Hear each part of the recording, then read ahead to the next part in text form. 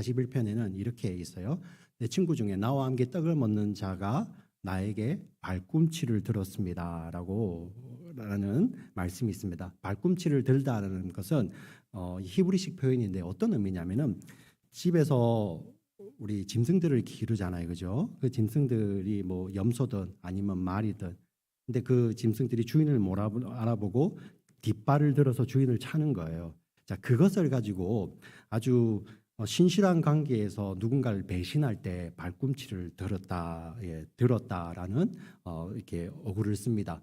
그 시편이 바로 그런 내용을 하죠. 바로 예수님께서 유다가 이렇게 나와 함께했던 자가 나를 판다고 이야기를 하신 것이죠. 그 유다는 왜 그랬을까요? 3년 동안 예수님을 같이 그리고 그와 함께 잠도 자기도 하고요. 그분의 말씀을 들었고 그분이 하시는 놀라운 일들을 보았음에도 불구하고 왜 그렇습니까?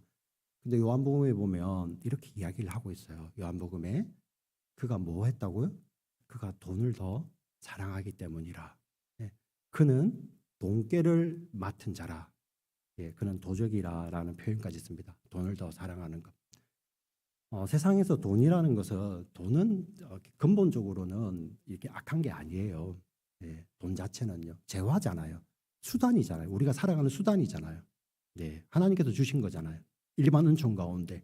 근데 성경이 말하는 악이 무엇입니까? 일만악의 뿌리가 여기 있다고 합니다. 모든 악의 뿌리가 뭐예요? 돈을 하나님보다 더 사랑하는 거예요. 사랑하는 거. 돈으로 대표되는 세상을 하나님보다 더 사랑하는 것이 악의 뿌리가 되는 것이죠. 여러분 우리가 하나님 앞에 정한 예물을 드리고 감사헌금을 드리고 11조를 드립니다. 이게 만약에 여러분 드리시면서 하나님 제가 이걸 드리니까 10배를 제게 주세요.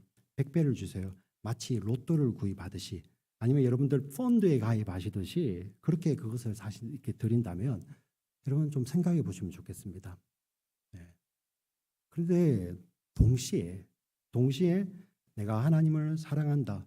주님이 내 삶의 전부이시고 내게 생명도 주시고 내게 건강도 주시고 내게 시간도 주시고 이 모든 자연도 숨쉬는 공기도 물도 주시고 모든 것 재화도 주신 분이 하나님이시다라는 그러한 믿음의 고백이 있다면 그 고백을 담아서 하나님께 드리는 것이 바로 우리의 드려지는 예물이고 감사의 예물이고 11조인 것이죠.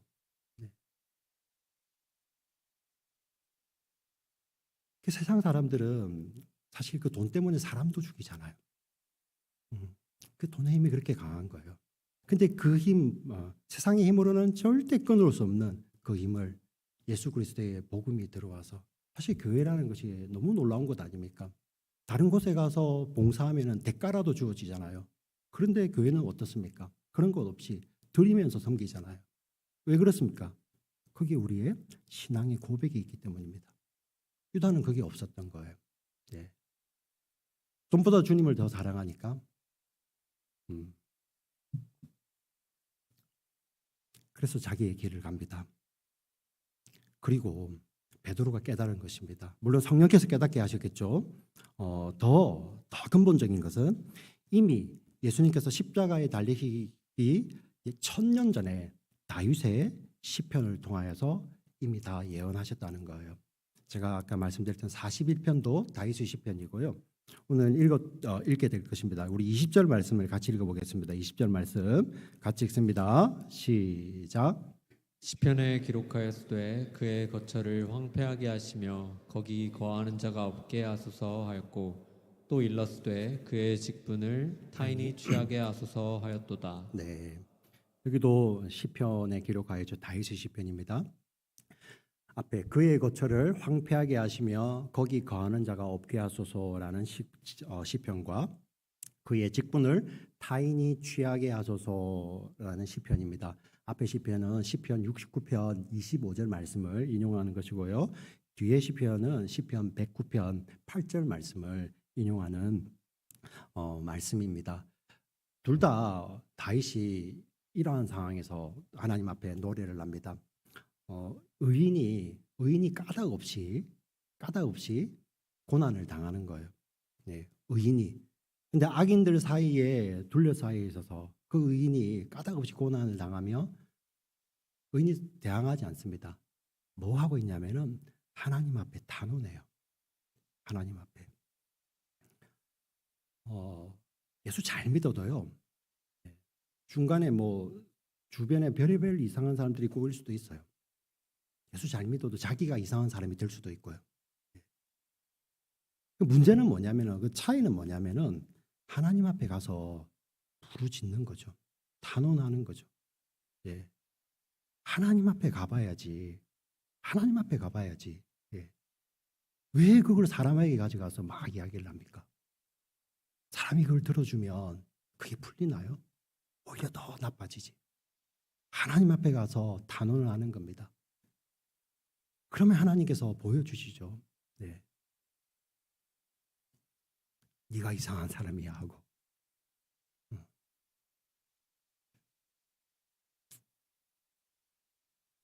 그 다윗이 그 상황 가운데서 하나님 앞에 막 절규했던, 탄원했던 하나님. 스스로 자기가 복수하지 않습니다. 하나님, 타인만을 이야기하는 것이 아니라 이 땅에 고통당하는 모든 의인들 향하여서 하나님 이 고통 가운데 있는 의인들. 근데 그 대적들이 하나님의 심판이 반드시 있겠죠, 그죠? 그리하여 그 대적들의 거처가 없어지게 하여 주시고 사람이 찾지 않는 거처가 되게 하여 주시옵소서. 그리고 그 대적들이 가지고 있던 직분들이 다른 사람에게 넘어가게 하소서라는 그런 시편이었습니다. 그 다윗의 시편이 결국 예수 그리스도를 통해서 성취되더라는 거예요. 어떤 의미입니까? 이 세상의 모든 탄원을 담아서 하나님 앞에 올려드리는데 하나님께서 그것을 그 탄원을 들어주시죠. 무엇을 통하여? 십자가를 통하여서 들어주시는 것입니다. 십자가가 어떤 곳입니까? 우리를 사랑하시는 하나님의 그 모든 사랑이 집대성된 곳이고요. 또 하나님의 모든 공의가 우리를 향한 하나님의 모든 공의가 다 만족이 되는 곳이 바로 십자가 아닙니까? 십자가는 다른 사람의 죄 때문에 저 사람의 죄 때문에 예수님 십자가 지셨다 생각을 드는 순간 여러분들 하나님의 자녀가 아니에요.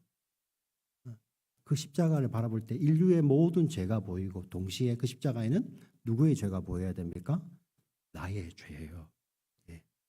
하나님의 아들이 하나님의 공의를 만족시키기 위해서 지금 이 자리에 앉아 계신 이 모든 사람들의 죄를 과거, 현재, 미래 그 죄를 몽땅 다 짊어지시고 십자가에서 죽으시는 거죠. 하나님의 공의를 만족시키기 위해서. 어떤 의미입니까? 이 땅에서 드려지는 모든 탄원, 하나님 앞에 눈물 흘리는 그 탄원 우리 하나님 들어주시죠. 어떻게? 예수님을 보내주십니다. 우리를 위해서 십자가 지신 그 예수님을 보내주셔서 하나님 그곳에서 들어주시죠. 그래서 우리가 하나님 앞에 나아갈 때 우리는 그 예수님의 십자가가 거기에 서 있을 때 그 우리 성도들은 문제가 해결되고 만족됩니다.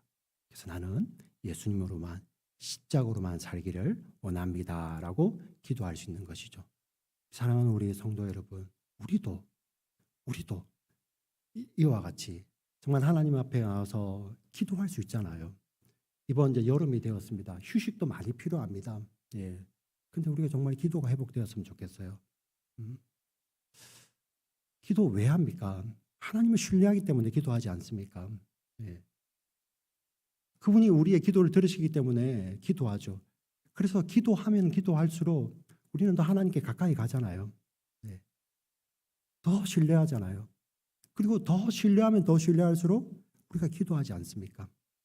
근데 요즘 현대에 정말 기도 안 하잖아요. 우리 믿음의 어른들 한번 생각해 보십시오. 왜 그렇습니까? 의지하는 게 하나님 말고도 너무 많거든요.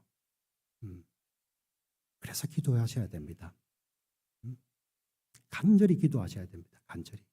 아멘. 아멘. 우리 공동체는 이 하나님의 약속의 말씀이 성취될 것을 기다리며 기도하는 공동체입니다. 우리는 기도해야 됩니다. 그리고 이 말씀대로 드디어 새로운 사람을 뽑게 됩니다.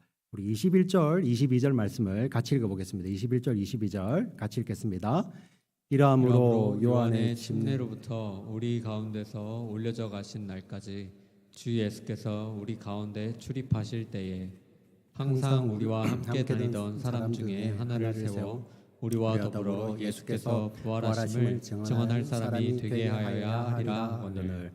자, 가룟 유다를 대신할 12 제자 중에 한 사람을 새롭게 뽑게 되는데 어떤 기준이냐면은 예수님 요한의 침례, 예수님의 공생의 사역 시작이죠. 그리고 우리 가운데서 올라가시는 거, 예수님의 승천입니다. 그 가운데 함께 하였던 12 제자 외에 다른 같이 하던 또 다른 제자들이 있잖아요. 그들 가운데서 예수 그리스도의 죽으심과 부활하심을 증언할 자. 그래서 후보가 나왔습니다. 두 사람이 뽑혔네요. 23절 같이 읽어보겠습니다. 같이 읽겠습니다. 시작.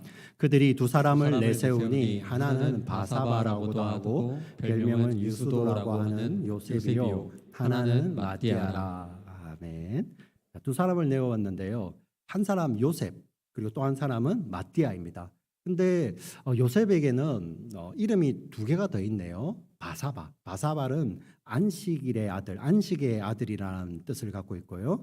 이거는 히브리 이름입니다. 요셉도 히브리 이름이고 마띠아도 히브리 이름입니다. 근데 유수도는 헬라식 이름이에요. 공의, 정의라는 뜻을 갖고 있습니다. 어떤 사람이 있는데 이 당시에 이 별명이라는 것은 교회 안의 별명은 보통 아이들이 놀리기 위해서 이렇게 별명을 부르고 애칭을 부르고 하는 것이 아니라 사람들에게 많이 알려졌다는 거예요. 예, 사람들에게. 근데 그 이름이 히브리인임에도 불구하고 헬라식 이름을 갖고 있는데 그 이름이 저 사람은 정의야, 의야. 대단한 사람 아닙니까? 네. 마띠아는 하나님의 선물이라는 마따디아라는 말인데요. 그 이름 뜻 외에는 마띠아가 뭘 했는지 우리 모릅니다. 네. 사실 유스도 요셉이 뭘 했는지 모르지만 지금 여기서 설명할 때는 어떤 사람들의 관심은 당연히 요셉 앞에 있는 것 같습니다. 근데 누가 세워집니까? 26절 말씀을 같이 읽어보겠습니다. 26절 같이 있습니다. 시작. 제비 뽑아 마띠아를 얻으니 그가 11 사도의 수에 들어가니라. 아멘. 네. 성경에 보면 우리의 생각과는 전혀 다르게 하나님께서 일하세요. 우리는 큰 사람, 잘하는 사람을 저 사람 하면 좋겠다 하지만 하나님은 큰 사람, 잘하는 사람도 쓰십니다. 근데 하나님은 또 하나님의 방법은 인간의 기대를 넘어서 뛰어넘죠. 이렇게 특별히 하나님 성경은 보면요, 사람을 높이지 않습니다. 네. 마띠아라는 사람, 초대교회 한번 생각해 보세요. 그 가룟 유다를 대신하여서 새롭게 뽑힌 그 얼마나 축복받겠습니까? 근데 마띠아라는 이름이 여기에 등장을 하고 신약성에 다시는 등장하지 않습니다. 전승 가운데서는 마띠아는 순교했습니다. 그가 일을 안 했다는 것이 아니죠. 예. 그러나 하나님은 사람을 높이지 않습니다. 내가 이 일을 해서 인정받고 싶고 높임받고 싶은 그 마음을 우리가 해결해야 될 마음이죠. 사실 우리 사도행전 1장에 또 주목해야 될 이름이 하나 더 나왔었죠. 우리가 사도행전 강의할 때 봤지만 이 120명 모임 가운데 누구도 있습니까? 예수님의 어머니 마리아도 있습니다. 예. 천주교에서는 이를 또 성모로 추앙하기도 하죠. 근데 그 마리아의 이름도 여기 한번 등장하고 다시는 등장하지 않습니다. 얼마나 많은 사람들이 주목을 받는 자리이겠습니까? 그러나 성경은 사람을 높이지 않습니다. 이 마띠아가 뽑힙니다. 제비를 뽑았대요. 제비 뽑는 것도 이 자리가 마지막입니다. 구약에서는 여러 번 제비를 뽑았습니다. 하나님의 뜻을 물으면서. 그런데 이 자리에서 제비가 나오고 다시는 제비라는 말이 등장하지 않습니다. 왜 그렇습니까? 2장 다음 장에 바로 성령이 오시고 사도행전을 보시면 이제 교회가 이런 순간이 올 때마다 제비를 뽑은 것이 아니라 교회는 함께 모여서 기도하며 성령이 어떻게 이끌어 가시는지를 그들은 기다렸다는 거예요. 아멘이십니까? 네, 성령께서 그 일을 하시죠. 똑같은 상황에서. 그러면 우리에게도 이 제비, 네, 지금 이 본문에서 강조하고 싶은 것은 제비가 아니라 바로 24절입니다. 24절 말씀을 다시 한번 보여주시겠습니까? 24절 같이 읽습니다. 시작. 그들이 기도하여 이르되 무사람의 마음을 아시는 주여 이 두 사람 중에 누가 주님께 택한 바 되어. 이게 뭐 했다고 합니까? 그들이 기도했다는 것이죠. 기도. 네. 무사람의 마음을, 우리의 마음을 감찰하시고 우리의 마음을 다 통찰하시는 주님께 그들이 기도했습니다. 무엇을 붙들고요? 하나님의 약속의 말씀으로 이 일을 이루시겠다고 했잖아요. 새로운 자를 뽑겠다고 하셨잖아요. 그 말씀에 대한 기대로 그들은 기도했다는 것입니다. 우리 교회 공동체가 바로 그런 것입니다. 우리 서로를 바라볼 때 지금 모습이 아니라 하나님께서 지금 이 자리에 앉아 계시는 이 한 사람 한 사람을 통해서 주신 약속이 있잖아요. 그 약속을 이루어 가실 주님을 기대하며 기도했다는 것입니다. 사도행전에 그 예루살렘 교회에 있었던 그 기대 가운데 있었던 기도가 오늘 우리 교회 공동체 가운데서 그 기대와 기도가 회복되기를 주의 이름으로 축원드립니다. 아멘. 아멘. 왜 그렇습니까? 오늘 제가 이 말씀을 읽어가면서 말씀 가운데 이 찬양이 떠올랐어요. 찬양 가운데 제목이 기대라는 제목의 찬양이 있습니다. 복음성가 중에 시작은 이렇게 해요. 주 안에 우린 하나 모습은 달라도 예수님 한 분만 바라며 이렇게 시작을 합니다. 그리고 마지막에 후렴이 이렇게 끝이 납니다. 주님 우리를 통해 계획하신 일 부족한 우리들로 부족한 입술로 찬양하게 하신 일, 주님 우리를 통해 계획하신 일, 너를 통해 하실 일 기대해. 이게 바로 기대예요. 네. 방법이 아니라 주님께서 우리 공동체를 통해서 하신 약속이 반드시 이루실 것이라는 그 기대를 가지고 기도했고요. 오늘 우리도 마찬가지입니다. 우리 교회 공동체도 주님께서 약속하신 그 약속의 말씀들이 우리 교회를 통해서 반드시 성취될 것이라는 그런 기대를 가지고 그 교회 공동체 구성원 한 분 한 분들 계시잖아요. 사랑하는 우리 성도님들 한 분 한 분 계시잖아요. 비록 지금의 모습은 약해 보여도 우리를 포함하여 나를 포함하여서요. 저를 포함하여서 우리 모두 그러나 주님께서 그를 통해 약속하시고 내가 너를 일으킬 것이고 내가 너를 통해서 이 일을 하실 것이라는 그런 기대를 주셨기 때문에 우리는 기도하는 것입니다. 말씀을 맺겠습니다. 사실 여기 나오는 12사도를 수를 맞추는 거 굉장히 중요한 신학적 의미를 갖고 있어요. 왜냐하면 우리 12장에 보면 그 중요한 야고보가 이렇게 순교합니다. 12장에서는요. 사도행전. 그런데 그때 야고보를 대신한 사도를 뽑지 않아요. 근데 여기서만 이 유다를 대신한 사도를 뽑거든요. 성령이 오시기 전에 굉장히 중요한 신학적 이 함의를 갖고 있는 본문입니다. 근데 제가 오늘 그거 다 생략하고 여기서 기다림, 기도, 기대라는 그 제목으로 이 말씀을 선포하는 이유도 바로 이겁니다. 주님께서 우리 공동체에 주시는 것, 이때 지금 기도가 회복되기를 너무나도 원하시는 것이죠. 여름입니다. 쉼도 필요하죠. 쉬시면서 여러분 정말 기도하셔야 됩니다. 네. 물론 교회 나오셔서 기도하시면 좋겠어요. 그게 안 되시다면 각자의 자리에서 시간을 구별하여서 기도하셔야 됩니다. 기도하셔야 됩니다. 그래서 주님 다시 오심을 기다리고 주님이 우리에게 부어주실 것을 기다리면서도 기도하시고 주님이 우리를 통해서 하실 그 일들을 기대하시면서 기도하셔야 됩니다. 아멘. 아멘. 네. 여러분들 마음으로 다 아멘 하셨죠? 입으로는 표현 안 하시지만 말씀을 맺겠습니다. 네. 주님 오시는 그날까지 주님을 기다리며 또 주님 약속하신 그 모든 것을 이루실 것을 기대하며 주님이 오시는 그날까지 기도하는 우리 모두 우리 공동체가 되시기를, 그리고 유튜브로 예배드리시는 그 모든 분들도 같이 기도하는 우리 모두가 되시기를 주의 이름으로 부탁을 드리고 축원드립니다. 아멘. 살아계신 하나님 아버지 참으로 감사합니다. 하나님께서 주신 말씀, 하나님의 말씀, 정말 이 말씀을 통하여서 우리 예수님께서 사랑하는 성도님들 먹여 주시옵소서. 참 사람이 너무나도 부족한데 이 부족한 사람을 세우셔서 주님께서 성령 부어주시고 부족한 사람의 입술을 통하여서 하나님의 말씀을 증거하게 하시는 것도 하나님의 놀라운 섭리이고 은혜인 줄 믿습니다. 우리 사랑하는 성도님들이 늘 말씀을 기대하며 기도하며 기다리며 기대하며 말씀을 받는 우리 사랑하는 성도님들 되게 하여 주시옵소서.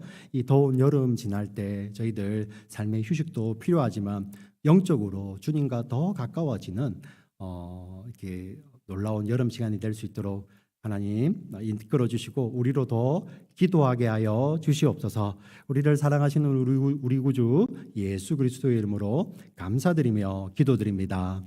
아멘. 아멘. 이 시간 찬송 360